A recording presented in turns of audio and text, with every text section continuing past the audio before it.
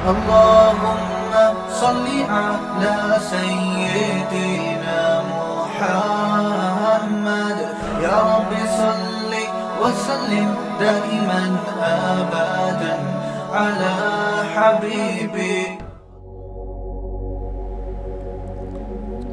کل یہاں تک بات پہنچی تھی کہ یوسف علیہ السلام نے جیل کے قیدیوں سے کہا جو رہا ہونے والا تھا، ایک کو تو پھانسی ہونے والی تھی نا،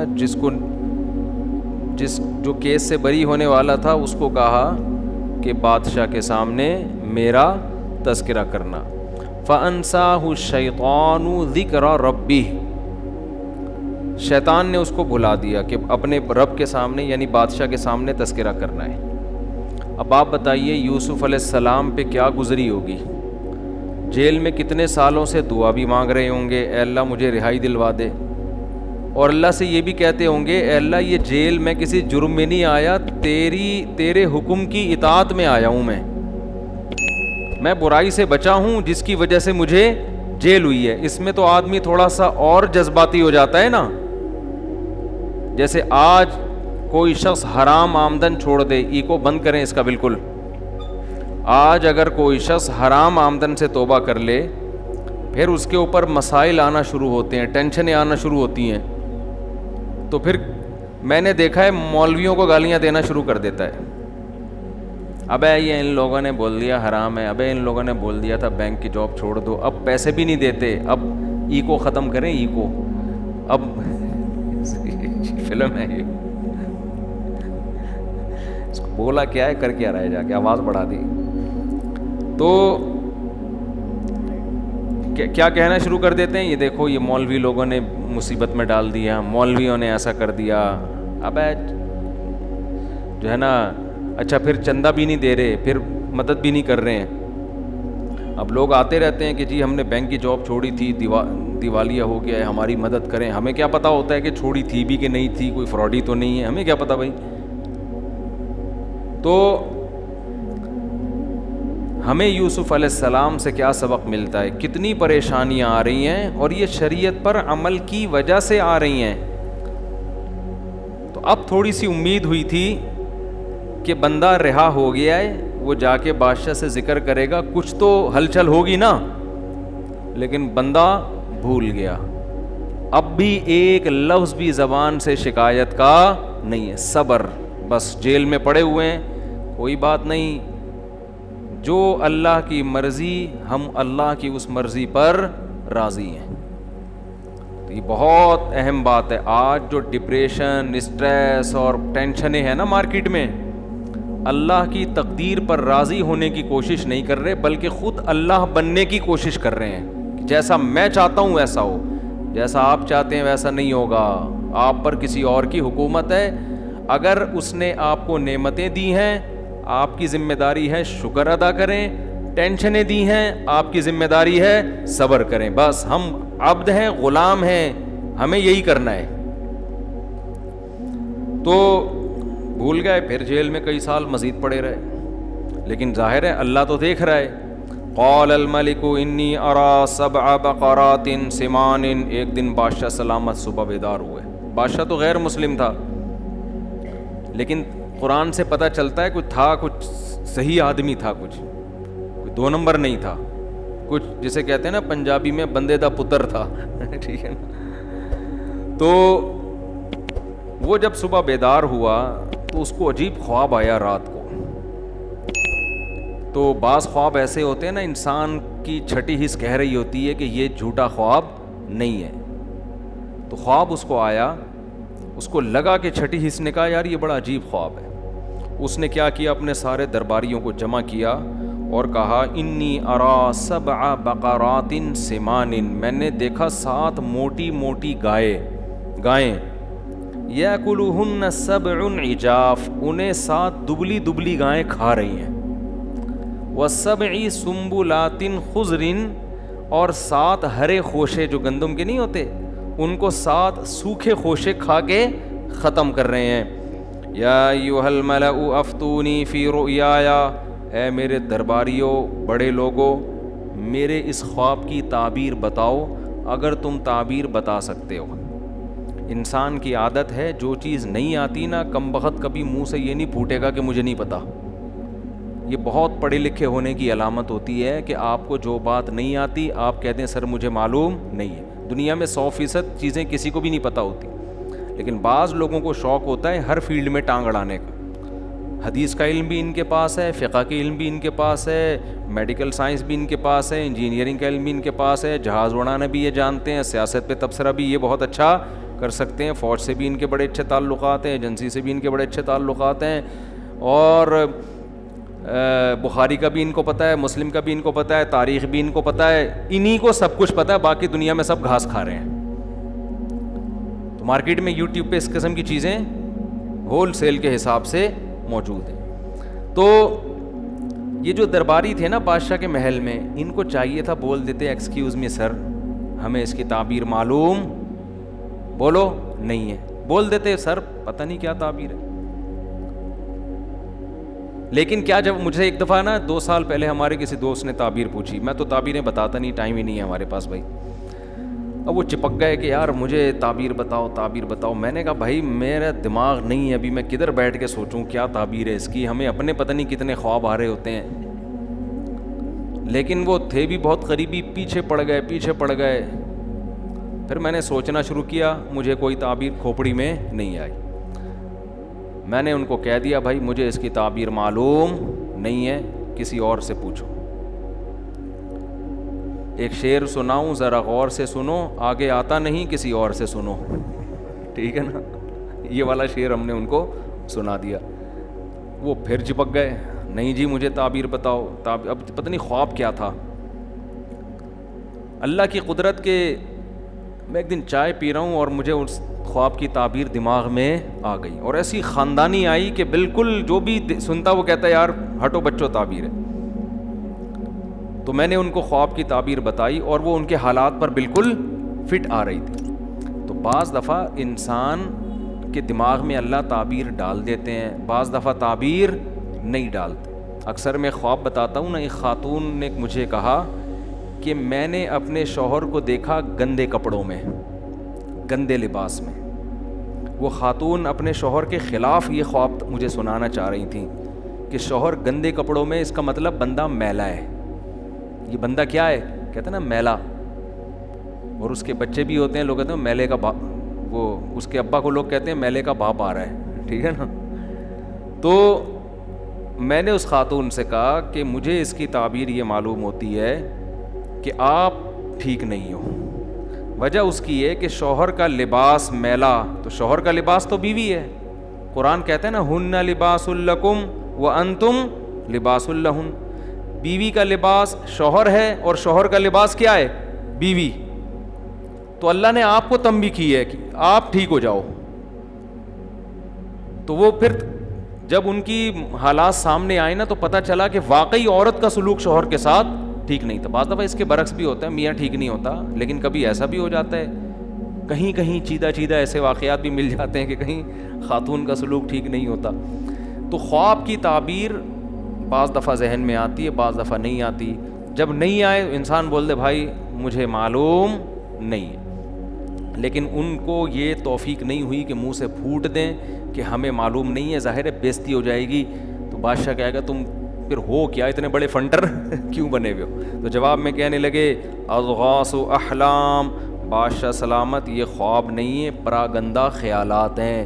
دن بھر حکومت کے کاموں میں آپ مصروف رہتے ہیں, بغاوتوں کو کچلنا, سلطنت کی حدود کو, ظاہر ہے ٹینشن میں آدمی کو جیسے ساس سانپ کی شکل میں اور جٹھانی چھپکلی کی شکل میں آ سکتی ہے, تو آپ کو بھی موٹی پتلی گائیں خواب میں کیا ہو رہی ہیں, آ رہی ہیں. وما نحن بتأویل الاحلام بعالمین. اور اس قسم کے جو الٹے خواب ہوتے ہیں نا, ان کی تعبیریں ہم نہیں جانتے. یہ تو خواب ہی نہیں ہے, تو وہیں دماغ میں الٹ پٹانگ خیالات تھے جو گائے اور بھیڑ بن کے آ گئے.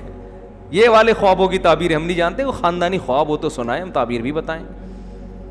وقال الذی نجا منہما, جس کو نجات ملی تھی نا, جو بادشاہ کو شراب پلانے پر مامور تھا, اس کو ایک دم یاد آیا, ارے خواب کی تعبیر تو یوسف نے بتائی تھی اور بڑی صحیح تعبیر نکلی تھی.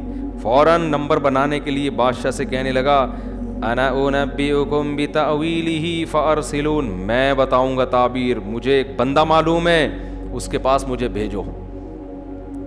حالانکہ اب تک وہ بندہ اس کو یاد نہیں تھا، اب اپنا مفاد ہے نا تو بندہ بھی یاد آ گیا. پھر کیا کہتا ہے؟ یوسف ایھا الصدیق، یوسف اے دوست. بھائی اتنی گہری دوستی تھی تو بندے کو بھول کیوں گئے؟ مفاد میں انسان القاب بھی لگاتا ہے اور یاد بھی رکھتا ہے، جہاں مفاد ختم بھول جاتا ہے. یوسف ایھا الصدیق، یوسف اے میرے دوست، افتینا فی سبع بقرات سمان، ذرا فتویٰ دیں ہمیں، ذرا مسئلہ بتائیں، ذرا تعبیر بتائیں. 7 موٹی موٹی گائیں ہیں جو 7 دبلی گایوں کو کھا رہی ہیں اور 7 ہرے خوشے سوکھے خوشوں کو کھا رہے ہیں. لعلی ارجع الی الناس، میں فوراً یہ تعبیر لے کے لوگوں کے پاس جاؤں گا، ان کو پتہ چل جائے گا. حضرت یوسف نے ایک لمحہ بھی توقف کیے بغیر فوراً تعبیر بتانا شروع کر دی. یہ معجزہ تھا ان کا. آج یوٹیوب پہ خوابوں کی تعبیروں کے نام پہ چینل بنے ہوئے ہیں، الو بنانے کے علاوہ کوئی کام نہیں کر رہے. خوب سمجھ لو. دیکھو جن دنیا میں جو بے روزگار ہوتا ہے نا، اس کو کوئی نہ کوئی ٹیکنیکل طریقہ چاہیے ہوتا ہے. جس آدمی کے پاس عزت کے صحیح راستے نہیں ہوتے تو کیا وہ بے عزتی برداشت کر لے گا؟ تو وہ عزت کے دوسرے 2 نمبر راستے اختیار کر لیتا ہے. تو یوٹیوب پہ چینل بنا لیا، پھر پھینکتے رہتے ہیں وہاں بیٹھ کے. کبوتر نظر آیا تو یہ مطلب ہے، بلی نظر آئی تو یہ مطلب ہے، دودھ نظر آیا تو یہ مطلب ہے. پھینکتے رہتے ہیں، پھر لوگ ان سے رابطہ کرتے رہتے ہیں. یہ ادھر سے پھینک رہے ہیں ادھر سے لوگ. تو یہ آسان کام نہیں ہے. بعض دفعہ اللہ کسی کے دماغ میں ڈال دیتے ہیں، بعض دفعہ کرامت کے طور پہ کسی کو بتا دیتے ہیں، انبیاء کو معجزوں کے طور پہ بتا دیتے ہیں. تو یوسف علیہ السلام نے فرمایا تزرعون 7 سنین دأبا، بھائی اس کی تعبیر یہ ہے کہ تم لوگ 7 سال تک زراعت کرو گے اور خوب پیداوار ہوگی. مصر میں 7 سال تک ہیں تمہارے پاس. فما حصدتم فذروه فی سنبلہ، جب کھیتی کاٹو تو وہ جو سنبل ہے نا، سنبل جو کیا کہتے ہیں اس کو، خوشے جس کو کہتے ہیں، گندم کو اس سے نہ نکالنا. وجہ کیا ہے کہ اگلے 7 سال تک اسی گندم کو استعمال کرنا ہے تم نے، یعنی اسٹور کرو ابھی سے اگلے 7 سالوں کے لیے. یہ حضرت یوسف علیہ السلام نے ایسا کام مصر کو بتا دیا کہ قحط پوری دنیا میں پڑا تھا. پوری دنیا کو پتا چل گیا کہ مصر والوں نے ایڈوانس میں 7 سال کا راشن جمع کر کے رکھا ہوا ہے. یعنی اس خواب کی وجہ سے نا بہت بڑی تباہی سے مصر کو بھی بچایا اور باقی دنیا کو بھی. اور مصر کی جو گورنمنٹ تھی وہ معاشی لحاظ سے بہت اسٹیبل ہو گئی. وجہ اس کی یہ ہے کہ جب چینی مارکیٹ سے شارٹ ہو تو جس کے پاس چینی ہوگی وہ مالدار بنے گا کہ نہیں بنے گا. تو یوسف علیہ السلام نے ان کو بتایا بھائی 7 سال تک تمہارے پاس پیداوار کو کھانے کا اور جمع کرنے کا آپشن ہے. تھوڑا تھوڑا کھاتے رہو اور باقی اسٹور کرو. تو اسٹور کرنے کا طریقہ یہی تھا کہ بھائی اس کو نکالو نہیں ورنہ وہ کیڑا لگ جائے گا اس میں. تو اگلے 7 سال کے لیے اس کو اسٹور کر لو. اور پھر کیا ہے، ثم یاتی من بعد ذلک 7 شداد یاکل ما قدمتم لہن، اس کے بعد 7 سال بہت سخت آئیں گے قحط کے. جو کچھ تم نے جمع کیا ہوگا وہ 7 سال اس کو کیا کر دیں گے، کھا پی کے ختم. الا قلیلا مما تحسنون، سوائے اس کے جو تم نے بچا کے رکھ لیا پہلے سے مینجمنٹ کے تحت. اس سے ہمیں یہ بھی پتہ چلتا ہے کہ مستقبل کی پہلے سے پلاننگ کرنا یہ توکل کے خلاف. بول لو نا کیا ہو گیا یار، نہیں. لوگ کہتے ہیں نہیں پہلے سے پلاننگ نہیں کرنی، کھاؤ پیو اڑا دو پھینک دو، ادھر دعوتیں کرتی، جتنا پیسہ آیا ادھر بانٹ بوٹ کے اس کے بعد اگلے دن لوگوں سے قرضہ مانگتے. پان گٹکے کے پیسے بھی نہیں ہوتے اگلے دن اس کے پاس.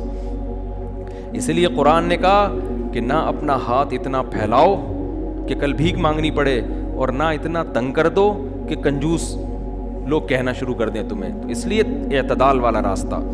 تو یوسف علیہ السلام نے کیا کیا بھائی، ان کو یہ بتایا. قال الملک اتونی بھی، بادشاہ بڑا خوش ہوا. بادشاہ کو تھا کہ اگر یہ واقعی 7 سال بعد قحط پڑ جاتا ہے تو یہ تو بڑا یعنی زبردست شخص ہے یہ. تو بادشاہ نے کہا کہ اس کو لے کر آؤ یوسف کو. پہلے بھی بادشاہ کو پتا تھا کہ میری بیوی نے کس قدر ورغلانے کی کوشش کی، مگر یہ پاک دامن نوجوان اس نے برائی کی طرف نہیں گیا. اس سے پہلے ہی بڑا متاثر تھا یوسف علیہ السلام کی صلاحیت پر, لیکن جب تعبیر بتائیے بادشاہ نے کہا کہ لے کر آؤ. تو قرآن کہہ رہا ہے فلما جاءہ الرسول, جب قاصد آیا نا کہ چلو جی آپ کی رہائی کا فیصلہ ہوا ہے, بادشاہ نے آپ کو بلایا ہے, قال ارجع, یوسف علیہ السلام نے کہا نا نا نا, ارجع الی ربک, بادشاہ کے پاس جاؤ, فاسألہ, اور بادشاہ سے پوچھو, ما بال النسوۃ اللاتی قطعن ایدیہن, جن عورتوں نے مجھے دیکھ کر اپنے ہاتھ کاٹ ڈالے تھے, ان سے پہلے میری صفائی کی بات کرو, پہلے پوچھو غلطی پر کون تھا, میں تھا یا وہ تھی, کیا میں نے کسی کو برائی سے کسی کی طرف دیکھا, پہلے میری یہ پوزیشن واضح ہونی چاہیے, کیونکہ لوگ میں کنفیوژن تو ہو گئی تھی نا, کچھ کہہ رہا تھا یہ صحیح ہے, کچھ کہہ رہا تھا وہ صحیح ہے. تو یوسف علیہ السلام کو یہ بات معلوم تھی کہ میں اللہ کا پیغمبر ہوں, میں نے دعوت کا کام کرنا ہے, اگر میرے کردار مشکوک ہو گیا تو لوگ میری بات نہیں سنیں گے. یہاں بھی دیکھیں ویژن کو ترجیح دی جا رہی ہے رہائی پر. نہیں آئی بات سمجھ میں؟ حالانکہ اس کا خطرہ تھا کہ بادشاہ بول دے جاؤ پھر میں رہائی نہیں کر رہا, یہ تو اسی بات کو لے کے بیٹھے ہوئے ابھی تک, میں کیا اپنی بیوی کی بدنامی کروں میں لوگوں کے سامنے؟ سمجھ میں نہیں آ رہی یار بات. کہہ سکتا تھا نا بادشاہ کہ بھائی واپس جاؤ پھر وہیں رہ لو, ہم تو نہیں, بس کنفیوژن میں ہی رہنے دو تاکہ میری عزت رہے. یوسف علیہ السلام کو پتا تھا کہ بھائی میں نے دین کی دعوت دینی ہے, میں یہ سب کچھ دنیا کے لیے نہیں کر رہا, تو میرے کردار پہ اگر انگلی اٹھے گی تو میری دعوت میں جان نہیں رہے گی. اس لیے یوسف علیہ السلام نے فرمایا جاؤ جاؤ جاؤ, پہلے جا کے بولو میری برات کا اعلان کرے, پہلے عورتیں بتائیں جمع ہو کے کہ یوسف صحیح تھے, ہم کیا تھے, ہم غلط تھے. نبی صلی اللہ علیہ وسلم کی تواضع ہے, آپ نے فرمایا کہ صحیح حدیث ہے کہ یوسف کا صبر تھا. حدیث کا مفہوم ہے کہ جیل سے قیدی بلانے کے لیے آیا اور نہیں گئے. آپ صلی اللہ علیہ وسلم نے فرمایا میں اگر ہوتا تو چلا جاتا. یہ تواضع تھی نبی صلی اللہ علیہ وسلم کی, کہ یعنی ایسے موقع پہ ہر آدمی یہی کرتا ہے, بھائی پہلے جیل سے نکلو, یہ چیزیں بعد میں نمٹاتے رہیں گے بیٹھ کے, کون صحیح تھا کون غلط تھا. لیکن یوسف علیہ السلام کو یہ خطرہ تھا کہ بعد میں ہو سکتا ہے بادشاہ اس کو زیادہ ویلیو نہ دے. جب رہائی ہو گئی, تعبیر بتا دی, کہہ گیا بس پھر نہیں, ابھی تو میں بادشاہ کی ضرورت ہوں, ابھی جو کام کروا سکتے ہو کروا لو. اس سے خوب سمجھ لو, بہت اہم پوائنٹ کی بات ہے نوٹ کرنے کی. کچھ علماء حکومت سے ملتے ہیں اپنے فائدے کے لیے, کچھ ملتے ہیں قوم کے فائدے کے لیے. تو دونوں طرح کے علماء میں فرق کرنا ضروری ہے. ہم ہر طرح کے عالم پر تہمت لگا دیتے ہیں کہ یہ سرکاری ملا ہے, یہ آرمی کے آفیسر سے مل رہا ہے, یہ وزیر اعظم سے مل رہا ہے, یہ صدر سے مل رہا ہے. یوسف علیہ السلام بھی تو بادشاہ سے مل رہے تھے نا جا کے. بادشاہ نے جب بلایا محل میں, یوسف علیہ السلام کیسے جاؤ, میں کوئی سرکاری لوگوں سے تھوڑی ملتا ہوں, مجھے رہا کرو بس, چھوڑ دو, تعبیر بتانی تھی بتا دی, چلو. نہیں نہیں نہیں, یوسف علیہ السلام جانتے ہیں بادشاہ کے پاس رہ کے جو کام ہو سکتا ہے وہ گلی محلوں میں نہیں ہو سکتا, تو موقع ہاتھ سے جانے نہیں دینا چاہیے. تو اس لیے کسی عالم کو اگر کوئی حاکم دعوت دے, بلائے, اور وہ عالم سمجھتے ہیں کہ اس سے تعلقات سے ملک کو فائدہ ہوگا, تو ایسا عالم اگر اس حاکم کے پاس نہیں جاتا تو گناہ کا خطرہ ہے. اور آج میڈیا پہ آپ کا جو لیڈر ہے وہ کتنے بڑے آدمی سے ملے, اس کی تعویل کرتے ہیں قوم کے وسیع تر مفاد میں حضرت نے حضرت سے ملاقات کی ہے. لیکن آپ جس سے آپ کو دشمنی ہے وہ کسی چھوٹے افسر سے بھی ملے گا. ہم تو پہلے ہی کہتے تھے فوج کا پٹھو ہے, تمہارے والے جو مرضی کرتے رہیں, نہ وہ فوج کے پٹھو, نہ وہ ایجنسیوں کے پٹھو, نہ وہ امریکہ کے غلام. اور تمہارے اگینسٹ اگر کوئی ہو تو وہ کسی سے بھی ملے, اس پہ الزام. یہ مارکیٹ میں ہول سیل کے حساب سے چل رہا ہے. ہاں ایسے بھی لوگ ہیں جو واقعی سرکاری ملا ہیں, وہ گورنمنٹ سے ملتے ہیں اپنے فائدے کے لیے, لوگوں کے فائدے کے لیے نہیں. تو عام طور پہ فرق کیسے ہو سکتا ہے؟ دیکھو کون پیسے لے رہا ہے اور کون الٹا خرچ کر رہا ہے. ہم ایسے علماء کو جانتے ہیں جو افسروں سے ملتے ہیں ان کو ہدیے دیتے ہیں الٹا. وہ افسر بھی حیران ہوتے ہیں کہ یار یہ مولانا ہو کے ہم کو الٹا ہدیہ دے رہا ہے. وہ الٹا ان پہ خرچ کر رہے ہوتے ہیں. اور ایسے بھی ہوتے ہیں کہ وہاں سے چھپڑ میں لفافے لے رہے ہوتے ہیں. تو ہر طرح کی چیز مارکیٹ میں آپ کو ملے گی. سب کو ایک لاٹھی سے نہیں ہانکنا چاہیے. تو یوسف علیہ السلام کیا کہہ رہے ہیں؟ اپنے لیے نہیں, لوگوں کے لیے, کہ میں جب دعوت دوں گا تو میری پوزیشن واضح ہونی چاہیے. کہنے لگے جاؤ اس کو جا کے بولو ما خطبکن اذا راوتن یوسف عن نفسی, عورتوں کو جمع کر کے پوچھو کہ اس میں غلطی پر کون تھا. بادشاہ نے جمع کیے سب عورتوں کو, بھئی ایک بیان ریکارڈ کرواؤ, ٹھیک ہے نا. یوسف آنے کے لیے تیار نہیں ہے جب تک صفائی بیان نہ ہو. ان عورتوں نے کہا الآن حس الحق, بادشاہ کی بیوی زلیخا نے کہا اب اللہ نے حق کو واضح کر دیا ہے. ہم کتنے الزام لگائیں دوسرے پر, لیکن اللہ نے اس نوجوان کی پوزیشن کو صاف کرنا تھا. اب حق واضح ہو چکا ہے, اب ہم دو نمبری کریں گے کوئی فائدہ نہیں ہے.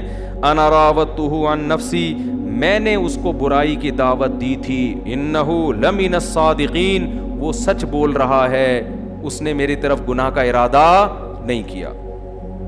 یوسف علیہ السلام نے اب اتنی اپنی پوزیشن واضح کروائی ہے تو اس میں تکبر کا عنصر ہو سکتا تھا نا, نہیں آئی بات سمجھ.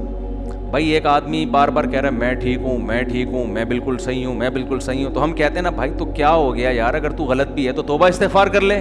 اتنا کیوں اپنے آپ کو ثابت کر رہے ہیں کہ میں ٹھیک ہوں, میں غلط ہو ہی نہیں سکتا. اس میں ایک قسم کا تکبر کا عنصر ہے نا. نہیں آ رہی سمجھ میں تو بتا دیں بھائی, کو ہے نا تھوڑا سا اپنی, جو بعض لوگ ہر موقع پہ اپنی کلیریفیکیشن جو ہے نا وہ اپنے بارے میں کرتے ہی رہتے ہیں. وضاحتی بیانات ہر 2 دن میں آتے رہیں گے, تو اس سے بھی لگتا ہے کہ اوور ہونے کی کوشش کر رہا ہے ایک آدمی. تو حضرت یوسف علیہ السلام پر یہ جو اتنی صفائی پیش کر رہے ہیں کہ جیل سے باہر نہیں نکلوں گا, پہلے یہ پتہ چل جائے کہ ان میں غلط, میں صحیح ہوں, یہ میں غلط نہیں ہوں. تو حضرت یوسف اس کی وجہ بیان کر رہے ہیں. ذالک لیعلم انی لم اخلہ بالغیب, فرمایا کہ میں جو اپنے آپ کو اتنا صاف ستھرا ثابت کرنے کی کوشش کر رہا ہوں, شو مارنا یا ریاکاری کے لیے نہیں, بادشاہ کو پتہ چل جائے کہ میں نے اس کی غیر موجودگی میں اس کے ساتھ خیانت نہیں کی ہے. ورنہ وہ کہہ سکتا ہے کہ میں نے اپنے محل میں رکھا اور معاذ اللہ میری ہی زوجہ پر نظریں ڈال کے بیٹھ گیا. یہ پوزیشن میری واضح ہونی چاہیے. وَأَنَّ اللَّهَ لَا يَهْدِي كَيْدَ الْخَائِنِينَ, اور میں یہ بھی بتانا چاہتا ہوں لوگوں کو کہ جو خیانت کرنے والے ہوتے ہیں اللہ ان کی رہنمائی نہیں کرتا. کیونکہ اگر میں مشکوک, مجھ پر الزام لگتے اور ترقی ملتی تو لوگ کہتے یار 2 نمبر ہو کے بھی بڑی ترقیاں مل سکتی ہیں. تو میں بتانا چاہتا ہوں کہ تقوی کے ساتھ جو کچھ ملتا ہے انجام متقیوں کا اچھا ہوتا ہے. لگے وما ابرئ نفسی, میں اپنے نفس کو بری نہیں کرتا کہ میرا نفس بڑا پاک دامن ہے, مجھ سے گناہ ہو ہی نہیں سکتا. نا نا نا نا, ان النفس لامارۃ بالسوء, نفس کا تو کام ہی برائیوں کی دعوت دینا ہے. کتنی تواضع ہے آپ دیکھو, کتنی تواضع. اور آج ہم تھوڑی سی کوئی تعریف کر دے تو کیسا چوڑے میں آ جاتے ہیں. اپنی اپنی تعریف کی ویڈیو بنا بنا کے یوٹیوب پہ خود ہی ڈال رہے ہوتے ہیں, میں بہت اچھا ہوں, میں نے یہ کیا, میں نے یہ کیا, میں بہت اچھا. تو تواضع اللہ کو پسند ہے. یوسف علیہ السلام نے اپنی پاک دامنی بیان کی اور پھر کیا کہہ رہے ہیں وما ابرئ نفسی. بھائی میں یہ نہیں کہہ رہا میں اچھا ہوں, انسان کی جو اندر کی میں ہے وہ تو برائی ہی کی دعوت دیتی ہے. الا ما رحم ربی, ہاں جس پر میرا رب رحم کر دے. تو یہ میرے رب نے مجھ پر رحم کیا تھا کہ مجھے برائی سے بچا لیا. گویا میں اچھا نہیں ہوں, اللہ اچھا ہے جس نے مجھے بچا لیا. سمجھ میں آ رہی ہے کہ نہیں آ رہی؟ آج ہمارے والد صاحب ایک بڑی اچھی بات کیا کرتے تھے کہ آج ایک آدمی اگر تھوڑا سا ذکر و اذکار شروع کر دے نا, تھوڑا سا تہجد میں رونے کی توفیق مل جائے تو اس کو اپنے بارے میں یہ وہم ہونے لگتا ہے کہ امام مہدی میں ہی ہوں, کہ جو آخر وقت میں امام مہدی آئیں گے نا شاید یہ کون ہے, چانسز ہیں کہ شاید میں ہی, کیونکہ اتنا نیک آج کل مارکیٹ میں ہوتا نہیں ہے کہ تہجد پڑھ کے رو رہے ہیں. تو کبھی آنسو آ جائے نا تو انسان یہ سمجھنے لگتا ہے. اور ایسا ہوا بھی. ہمارے والد صاحب نے بتایا مسجد میں ایک بندہ بیٹھا رہتا تھا, وہ شام ذکر کرتا تھا. کہتے ہیں ایک دن میرے پاس آیا, میرے والد صاحب کا نام تھا مسعود صاحب, تو کہنے لگا حافظ مسعود صاحب ایک بات کرنی ہے آپ سے. میرے والد صاحب کہتے ہیں, میں نے کہا جی بتاؤ بیٹا. کہنے لگے چھپ کے نا چھاؤں میں لے جا کے کہنے لگا مجھے لگ رہا ہے کہ شاید امام مہدی میں ہی ہوں. تو والد صاحب کہتے ہیں میں نے اس سے کہا بیٹا یہ بات مجھے بتائیے, میرے علاوہ کسی اور کو نہیں بتانا. کوئی بھروسہ نہیں ہے کوئی بندہ پیل کے نہ چلا جائے. یہ تو میں اپنی طرف سے الفاظ استعمال کر رہا ہوں, کوئی مار مور نہ دے. کہہ رہے ہیں اس کو میں نے سیدھا کر لیا تو انسان کا بچہ بن گیا. ورنہ ہوتا کیا ہے, آدمی کہتا ہے چل تو امام مہدی اور میں تیرا اسسٹنٹ, ٹھیک ہے نا, مل کے دکان چلاتے ہیں. وقال الملک اوتونی بہ استخلص لنفسی. جب بادشاہ نے یہ باتیں سنی ہے نا یوسف علیہ السلام کی کہ پاک دامن بھی ہیں اور شو بھی نہیں مار رہے, یہ کہہ رہے ہیں کہ یہ میرا کمال نہیں ہے, کس کا کمال ہے؟ اللہ. حالانکہ ایسے موقع پہ تو انسان کتنا کوشش کرتا ہے نا آگے نکلنے کی. بادشاہ تھا ذہین آدمی. ذہین آدمی کیا کرتا ہے, تھوڑی دیر میں آبزرو کر لیتا ہے کہ اس آدمی کی شخصیت میں وزن کتنا ہے. بعض لوگ بہت بول رہے ہوتے ہیں میں یوں, آدمی کو اندازہ ہو جاتا ہے یہ باتوں کا پھینکو ہے اور کچھ بھی نہیں ہے. تو یہ جو لوگ کہتے ہیں نا کہ تقریر سے, بیان سے لوگ آبزرو کر لیتے ہیں کسی کی بات چیت سے, یہ حقیقت ہے. جن میں آبزرو کرنے کی صلاحیت ہوتی ہے نا وہ بندے کو 10-15 منٹ میں جانچ لیتے ہیں کہ اس کا وزن کتنا ہے. بادشاہ کو اندازہ ہو گیا بھائی یہ معمولی نہیں ہے, یہ بہت زیادہ اچھے اخلاق کے حامل ہیں اور بڑے ذہین ہیں. لہذا بادشاہ نے کہا صرف رہائی نہیں ملے گی, ایتونی بہی, ان کو لے کر آؤ, استخلصہ لنفسی, میں ان کو اپنا مشیر خاص بناؤں گا. یہ میں نے جو مسٹنڈے بٹھائے ہوئے ہیں نا مشورے کے لیے, جن کو خواب کی تعبیر آتی نہیں ہے اور بول رہے ہیں کہ الٹی باتیں ہمیں نہیں پتا, یہ مسٹنڈے مارکیٹ سے کیا ہوں گے, اب یہ مروائیں گے مجھے. ٹھیک ہے یہ بھی رہیں گے وزیر, ان کو عہدے رہیں گے, لیکن جو میرا خاص مشیر ہوگا وہ کون ہوگا؟ وہ یوسف ہوگا. مجھے ایسے لوگ چاہیے. تو فلما کلمہ, جب یوسف کو بلایا علیہ السلام کو اور بادشاہ نے مزید کلام کیا, بات چیت کی, اور بادشاہ کے دل میں آپ کی قدر بڑھی اور کہا انک الیوم لدینا مکین امین, آپ میرے مشیر خاص ہی نہیں ہیں بلکہ آپ کو میرے پاس ایک زبردست ٹھکانہ ملے گا اور میں اب آپ پر اعتماد کروں گا. حکومتی معاملات میں کیا کروں گا, آپ امین بھی ہیں میرے. دیکھو حضرت یوسف علیہ السلام نے اس موقع پہ نہیں کہا کہ بادشاہوں کے ٹکڑوں کے محتاج نہیں ہیں ہم, آپ مجھے خانقاہ بنا کے دے دو میں وہاں اللہ اللہ کیا کروں گا. یہ اور بادشاہ بھی کافر کے بچے, تو اپنی شکل تو دیکھ.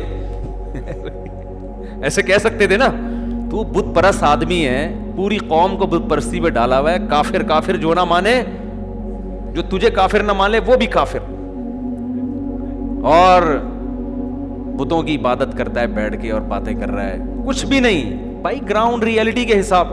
یہ تو ویسے بھی کسی عام کافر کو بھی بولیں گے تو دین کے قریب آنے کے بجائے کیا ہو جائے گا, دور ہو جائے گا. تو ہر جگہ کا ایک مقام ہے. یوسف علیہ السلام کو جب اس نے کہا کہ آپ کے پاس آج, آپ کے لیے ہمارے پاس آج سے بہت اچھا ٹھکانہ. شکر ہے ہم لوگ اس وقت مصر میں نہیں تھے, ورنہ کوئی بھروسہ نہیں ہے معاذ اللہ یوسف علیہ السلام کو بھی نہیں چھوڑنا تھا قوم نے. الزامات لگانے تھے, کافر بادشاہ سے مل رہے ہیں, کافر بادشاہ بلا رہے تو جا کے بیٹھ رہے ہیں, کافر بادشاہ عہدے دے رہا ہے تو قبول کر رہے ہیں. تو اپنے آپ کو نا سوچیں ہم کدھر کو جا رہے ہیں. جب یوسف علیہ السلام نے دیکھا کہ بادشاہ سلامت بھی فارم میں آئے ہوئے ہیں بھائی, مسلسل تعریفوں پہ تعریفیں اور کہہ رہے ہیں آپ کا ہمارے پاس ٹھکانہ ہے, تو یوسف علیہ السلام نے خود سے وزارت کی پیشکش کی کہ بھئی تو جو مبہم باتیں کر رہا ہے نا کہ آج سے مشیر خاص اور ٹھکانہ, تو میں آپ کو بتاتا ہوں مجھے عہدہ کیا چاہیے. یوسف علیہ السلام اصل میں جانتے تھے کہ فیوچر میں جب قحط پڑے گا تو آپ کو پتہ ہے جب ملک کی معیشت ڈاؤن ہو, بارشیں بند, پیداوار زیرو ہو جائے, تو سب سے زیادہ ویلیو وزیر معیشت کی ہوتی ہے. کیا خیال ہے بھائی؟ بادشاہ کی بھی پھر ویلیو نہیں رہتی. لوگ دیکھتے ہیں کہ جو وزیر معیشت کا وزیر ہے وہ اب ملک کو بچاتا کیسے ہے, وہ بجٹ کیا نکالتا ہے, بجٹ کیا اناؤنس کرتا ہے, کتنا اسٹور کرنا ہے, کتنا ایکسپورٹ کرنا ہے, اور جو ایکسپورٹ ہوگا اس کی ویلیو کیا ہوگی. تو یہ کام نالج اور علم کے بغیر, یہ دیسی طریقے سے نہیں ہوتا کہ جناب آپ نے کہا کہ ہم یوں کریں گے کہ جی وہ قرضہ معاف کرانے کے لیے ہم کہیں گے یہ والا چندہ لے کے IMF کا قرضہ دیں گے, مزید سود مانگو گے تو غوری میزائل سے اڑا دیں گے ہم. بعض لوگوں کی یہ بھی رائے ہے, ان کا اپنا ایک نظریہ ہے. تو یہ دیسی طریقے سے نہیں ہوتا, اس کے لیے اکاؤنٹنٹ ہوتے ہیں, اکنامکس کے ماہرین ہوتے ہیں. یہ جو CA کرتے ہیں نا آج, گورے CA کرواتے ہیں نا, چارٹرڈ اکاؤنٹنٹ, آپ کو پتہ ہے کہ اکاؤنٹنگ کے علم کی بنیاد مسلمانوں نے رکھی ہے. بلکہ کچھ اصطلاحات بھی اکاؤنٹنگ میں وہی استعمال ہو رہی ہیں جو مسلمانوں کی تھیں، کیونکہ مسلمانوں نے 1920 میں جا کے خلافت عثمانیہ ختم ہوئی ہے، تو پوری پتہ نہیں کتنے کنٹری تھے، آپ ذرا گوگل پہ لکھیں کتنے ملک تھے جو خلافت عثمانیہ کے تحت تھے. تو اتنی بڑی دنیا کو سنبھالنا 700-800 بلکہ 1000 سال سے زیادہ عرصہ ہو چکا تھا، یہ دیسی طریقے سے ممکن نہیں ہے. تو بڑے بڑے سائنسدان تھے مسلمانوں کے پاس. تو یہ علم کی بنیاد مسلمان، اور اکاؤنٹنگ کے علم کی تو ویلیو قرآن سے بھی پتہ چلتی ہے. قرآن نے مالی معاملات کو لکھنے پڑھنے کا اور کیلکولیٹ کرنے کا حکم دیا ہے. تو یوسف علیہ السلام نے دیکھا کہ بھئی بادشاہ سلامت آئے ہوئے ہیں فارم میں اور مجھے عہدہ دینا چاہتے ہیں، تو خود پیشکش کی کہ آپ مجھے وزیر خزانہ بنا دیں. کیوں؟ انی حفیظ علیم. وزیر خزانہ میں 2 کوالٹی کا ہونا ضروری ہے. ایک تو یہ کہ اس کے پاس اکنامکس کا علم ہو، معیشت کا علم ہو. یہ گاڈ گفٹڈ علم اللہ نے مجھے دیا ہوا ہے معجزاتی طور پر. دوسری بات یہ کہ وزیر خزانہ ایماندار ہو. خزانے کو اس سے محفوظ کیسے کرے آدمی؟ ہمارے ہاں وزیر خزانہ سے جتنا خزانے کو خطرہ ہوتا ہے، ڈاکوؤں سے اتنا خطرہ نہیں ہوتا. ٹھیک ہے نا؟ تو میں امین بھی ہوں، میں اس خزانے میں 1 روپے کی بھی خیانت نہیں کروں گا. قرآن کہتا ہے یوسف علیہ السلام کا ویژن تھا نا، دیکھو ہر فیصلہ کر رہے ہیں یہ نہیں اس لیے نہیں وزیر خزانہ بننے کی میری تنخواہ ہوگی پھر یہ گاڑیوں میں گھوموں گا. ان کو پتہ ہے بھائی وزیر خزانہ بننے کے بعد ہی مصر کی حکومت میرے پاس آ سکتی ہے اور میں یہاں دعوت کا کام کر سکتا ہوں. آج بعض لوگ کیا کرتے ہیں، مدرسوں کی ضرورت اپنی جگہ، مسجدوں کی ضرورت اپنی جگہ، لیکن ہر دین کا کام مسجد اور مدرسے سے نہیں ہوتا. میں لوگوں سے کہتا ہوں مدرسے بھی ہیں، ان کی بھی کوشش کرو، ان کو مالی تعاون کرو، لیکن اب اسکولوں پہ محنت کرو. ہماری جو کریم تیار ہو رہی ہے، جو پیک کے اداروں میں لوگ جا رہے ہیں، وہ مدرسوں سے نہیں بلکہ اسکول سے جا رہے ہیں. تو اب اسلامی اسکول کو زیادہ فوکس کرنے کی ضرورت ہے. ایسے اچھے اسکول بناؤ کہ تعلیم بہت معیاری ہو اور ماحول ان کا اسلامی ہو. وہاں سے جب بچے نکل کے جائیں تو اچھے اچھے عہدوں پہ جائیں، کیونکہ بہت سارے کام عہدوں سے ہوتے ہیں، ہر کام مولوی بننے سے نہیں ہوتا. مولویوں کی ضرورت اپنی جگہ ہے، لیکن ضرورت اچھے سائنسدانوں کی بھی ہے، اچھے فوجیوں کی بھی ہے، اچھے ججوں کی بھی ہے. اگر صرف مولویوں کے پاس ہی دین ہوگا تو آپ دیکھ لو نا، ادھر مولوی فتویٰ دے رہے ہیں کہ خلا کلعدم ہے، جج کیا کہہ رہے خلا ہو گیا. لوگ سن کس کی رہے ہیں؟ ججوں کی سن رہے ہیں. اتنے کیسز ہر ہفتے عدالتی خلا کے وہ عورتیں خلا لے کے شادیاں کر رہی ہیں، وہ زنا ہو رہا ہے، وہ نکاح تھوڑی ہے. طلاق کا اختیار تو قرآن میں صاف طور پر ہے کہ جج کے پاس نہیں ہے، شوہر کے پاس ہے. مگر دے مار 4.5 ڈگریوں پہ ڈگریاں جا رہی ہیں خلا کی.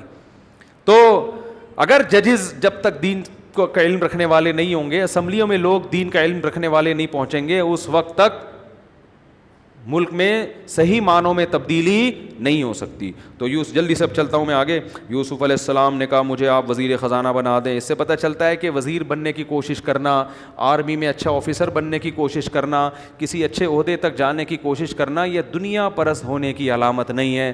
ہاں ویژن آپ کا اچھا ہونا چاہیے. سمجھتے ہو گے نہیں سمجھتے؟ ہمارے یہاں دیکھ لو جو دین پہ چلتا ہے سب سے بڑا مکھنچو وہی ہوتا ہے، گھر میں پڑا رہتا ہے. ایک صاحب نے کہا کہ میں روزہ رکھ کے فجر کے بعد سوتا ہوں، ظہر میں اٹھ کے ظہر پڑھ کے پھر سو جاتا ہوں، عصر میں اٹھ کے عصر پڑھ کے پھر سو کے افطار کرتا ہوں، میرا روزہ تو نہیں خراب ہوگا. تو روزہ تو ہو گیا آپ کا، یہ بھوکے پیاسے تو رہ لیے آپ، لیکن یہ کوئی لائف اسٹائل ہے یار؟ یہ کیا کرے گا بندہ دنیا میں بیٹھ. اچھا بھائی خیر، تو وَكَذَلِكَ مَكَّنَّا لِيُوسُفَ فِي الْأَرْضِ، قرآن کہتا ہے اس طرح ہم نے یوسف کو زمین میں ٹھکانہ دے دیا. يَتَبَوَّأُ مِنْهَا حَيْثُ يَشَاءُ، اور ایسی پاورفل حکومت آ گئی کہ مصر میں جہاں چاہیں ٹھکانہ بنائیں، پورا مصر ان کے کنٹرول میں آ گیا. نُصِيبُ بِرَحْمَتِنَا مَن نَّشَاءُ، ہم جس کو چاہتے ہیں اپنی رحمت پہنچاتے ہیں. وَلَا نُضِيعُ أَجْرَ الْمُحْسِنِينَ، جو سب سے بہترین آیت کہ ہم اچھے عمل کرنے والوں کے اجر کو ضائع نہیں کرتے. کیا مطلب؟ آپ اچھا کر رہے ہو سکتا ہے ابھی آپ کے ساتھ خراب ہو، لیکن رزلٹ آپ کے حق میں ہوگا. سمجھتے ہو؟ وَلَأَجْرُ الْآخِرَةِ خَيْرٌ، اللہ فرماتے ہیں تو دنیا کا اجر ہے، آخرت کا اس سے بھی بہتر ہے. مفتی طارق مسعود صاحب کے بیانات سننے کے لیے youtube.com youtube.com/मुफ्ती तारिक मसूद को सब्सक्राइब करें। और अगर आप लाइव वीडियो को कभी भी मिस नहीं करना चाहते हैं तो सब्सक्राइब करने के बाद बेल आइकन पर क्लिक करना मत भूलें। जज़ाकल्लाह।